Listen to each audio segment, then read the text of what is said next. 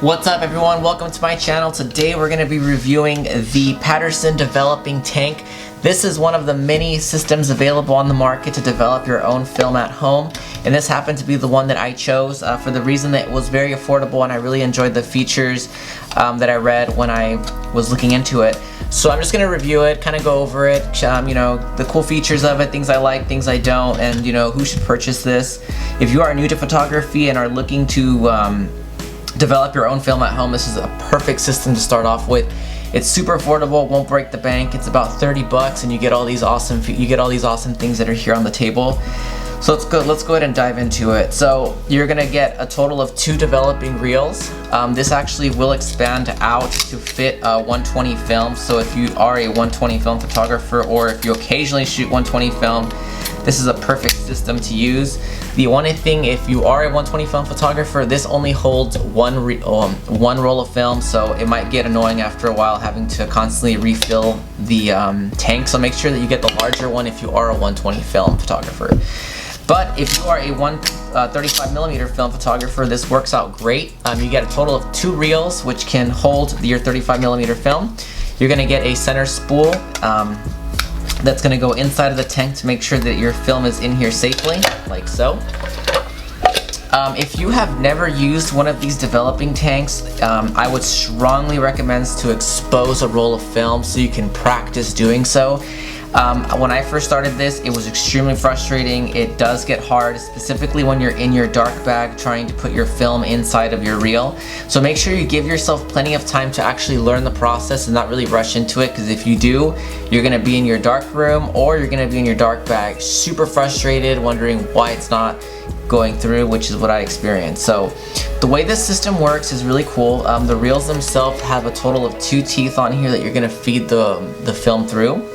The one thing about this is it does get confusing when you're in the dark bag. The best tip I can give is not to fall for the back ridges, because there is ridges on the back. But when you're feeling in the dark bag or in the dark room, make sure you're looking for the more defined teeth area, the teeth area where you're going to be feeding your film through. Also, you'll be feeling for kind of a weird lump where your little bearings are right here. This is what's going to be helping your film kind of get through. And the way this works, it's really simple once you get the hang of it. In the dark bag or in a completely dark room, you're going to put your film through these little teeth here. And once you get it through here, you're going to just kind of, see what I mean? Even in the daylight, it's difficult. You're going to push your film through here lightly. But see, as you can see, it's frustrating during the day. Imagine it being in the dark. Once you get it through the teeth, you're going to start to reel it in. And as you see, it's starting to push the film through the reel itself. All you have to do is this twisting motion to get this film into the rolls. And the way you can actually do it when you're in the bag, I would strongly advise to put your hand over the film like this so it doesn't get tangled up. And just like that, your film is inside of the reel and it's ready to be put in the tank for development. Now, once you get everything done, you're gonna go ahead and put your center rod in the developing tank. You're gonna go ahead and put your film inside. Remember that this has to be in the dark room or in a dark bag. Once you have everything in there, you're gonna go ahead and put the lid on. This is a really cool feature. You can actually hear a locking sound. This indicates that the film, that the hood itself is on, and your film is not gonna come flying out when you start your developing process and you start to begin your inversions. Now, the one thing that I did not like about this product is the lid. The lid itself is a bit leaky at times, and that's why I would strongly advise to wear gloves if you use this system. It does leak, especially when the Blix goes in. This kind of bloats a bit, and sometimes Blix will come flying out the sides if you're developing color. So that's one thing I did not really like about the system itself.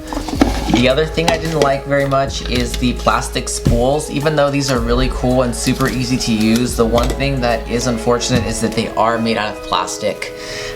So over time, plastic is porous, so you are gonna get chemicals retained in the reels themselves. That's why I'm wearing gloves, so I don't expose myself to the chemicals that have been in the tank.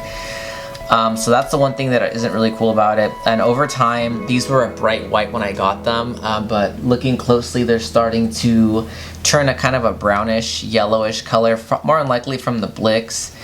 But that's the one thing that isn't really great about it. But this is made out of extremely durable plastic. I have dropped this already a few times and it has not broken, which is really awesome.